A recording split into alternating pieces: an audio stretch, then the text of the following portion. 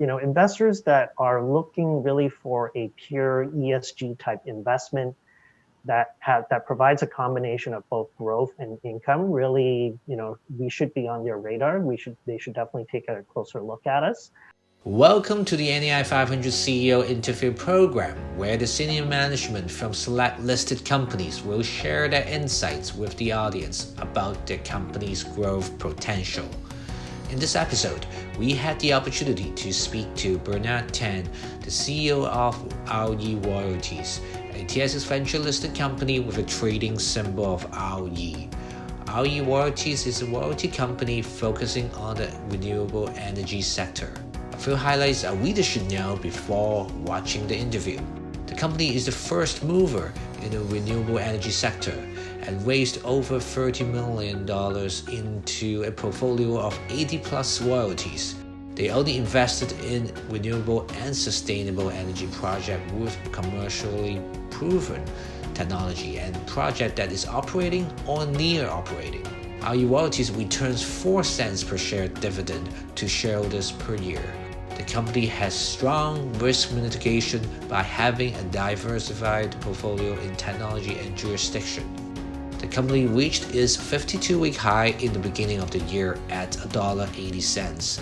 Since then, has corrected down to about $1.20 to $1.40 range without too much volatility.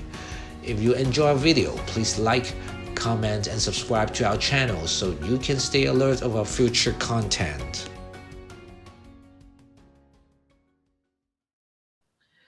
Hi, Bernard. How are you doing today?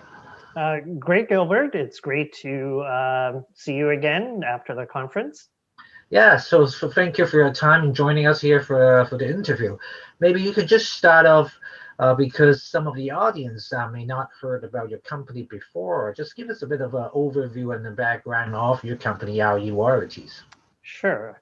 For RE Royalties, we are actually the first royalty company focused entirely on the renewable and sustainable energy sector. We are currently listed on the TSX Venture under the ticker symbol RE. We currently own over 80 plus royalties from solar, wind, and hydro projects operating in Canada, the United States, and Europe. I often get asked, what is a royalty? The simplest analogy I can actually make is actually from real estate. So imagine the owner or landlord of a building that collects monthly rent from his or her tenants. As a royalty owner, I actually collect a percentage of the rental revenues that the owner collects. The benefits of this structure is really I don't have to incur the costs to manage the building, pay the property taxes, or even deal with the tenants. Now, if you replace the building with a solar park or a wind farm, that is what we do. So let's talk about your recent developments, recent news, because I noticed you have a recent transaction going on that you loaned the capital to an Australian energy storage company. So what do you like about this transaction? Can you tell us more about the details? Sure. This is a great transaction for us as energy storage is an area that we have been monitoring closely for quite some time. We've all seen the news on the wildfires and even other places like California in recent years. These batteries will help build resiliency into the grid system and really help the deployment of more renewables in southeastern Australia. This investment also provides a great return for our shareholders as we are targeting an internal rate of return in the mid to high teens. Our investment is also senior secured against the battery assets themselves. And we will also receive a 15% gross margin royalty over the life of the project. I understand you're always looking for good deals for the shareholders. So maybe you can talk about something interesting here. Last year, you issued some green bonds, inaugural green bonds for your company. Can you tell us how did that go? How was the market's reaction and the response for that green bonds? Yeah. The green bonds were actually very well received by our investors last year. We had over 100 participants, and there was really a groundswell of investors, sort of private, retail, accredited, really looking for that fixed income product If you compare what we offered, which was a 5-year secured bond that pays about 6% annually, that trumps any 5-year GIC, which currently pays, I think, roughly about 1 to 1.25%. So significant sort of return for those fixed income investors. Plus, there's a lot of ESG benefits, for buying the product.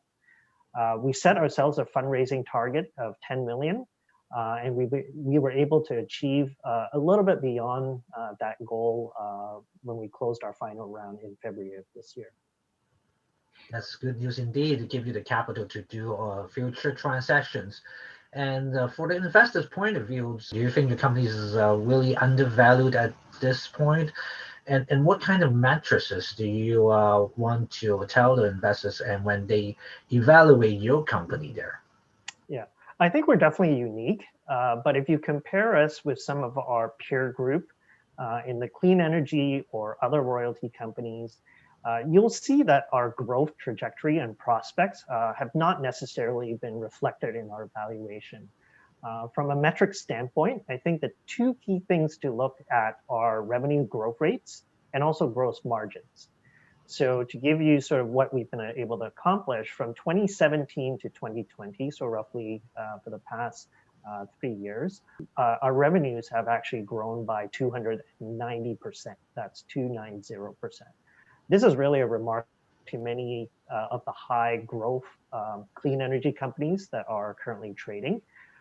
Royalty companies also tend to have very high gross margins.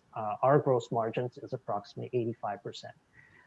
This is the other aspect that, unlike many high growth clean energy companies that require significant capital and have very high operating overheads to support, we have very minimal of those, which means that much of our cash flow from the royalties that we receive can either be reinvested or paid out in dividends to our shareholders. You mentioned about the dividends here, so I'd like to ask the next question. Of being a small company in terms of market cap for you there, why do you decide to give out dividend to the shareholders? That's a great question. I think one of the unique aspects of our company is that we don't see the traditional income versus growth as binary. Most companies will do either one or the other. We believe that we can actually achieve both of them. And how we do that is that through the investment structures, there is a compounding effect of the investments that we've made. So when we make an investment, such as the Australian, we get repaid back very quickly, and then we reinvest to create new streams of royalty cash flow. So that compounding effect allows us to grow, but also service a dividend at the same time. Even though we're also a relatively small publicly traded company, that ability to generate cash flow is very strong because we focus on royalties that are already producing immediate cash flow. So it's something that we can see and touch and feel the check today, as opposed to other companies that may be invested longer term and don't see potential cash flow 3 to 5 years down the road. And really the last aspect is really listening to our shareholders. A lot of our shareholders that invested in the company wanted the ability to receive an income stream, that they felt that was important for them. And we ensured that we were able to deliver an institute. Yeah, it's great that you mentioned about listening to your shareholders. So my next question to you is, who are the major shareholders in your company? What are the mix? Are they institutions or retail focus? What's the mix there? Yeah, in terms of major shareholders, myself, the senior management team, and the board owns roughly about 16% of the company. So we're definitely one of the larger groups. We also have an arm's length private family office, that have invested into the multiple rounds of equity offering. They also own roughly another 16%. We also recently actually have a large institutional investor that bought sort of a position that owns slightly below 10%. The rest of the investor mix again, consists of family offices, accredited investors, private investors, and retail investors. Yeah, it's always great to hear the high percentage holding of the management team for a vested interest in the company. So in the summary, what are the investors to look forward to or to follow your company in the next 12 to 18 months?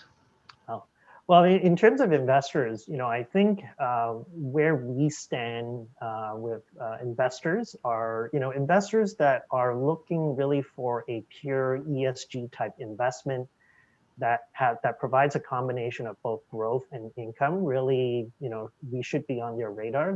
They should definitely take a closer look at us. In terms of the next 12 to 18 months, we expect to continue to execute and deliver on really accretive transactions that will continue to build upon our cash flow and revenue streams.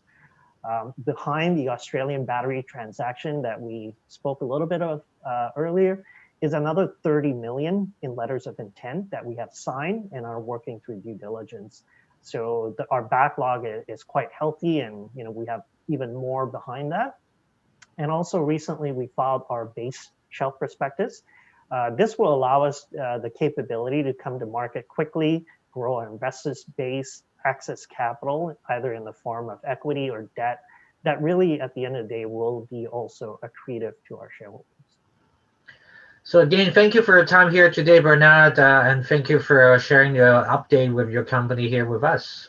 Yeah, thank you for your time, Gilbert, and we look to speak more in the future. Thank you.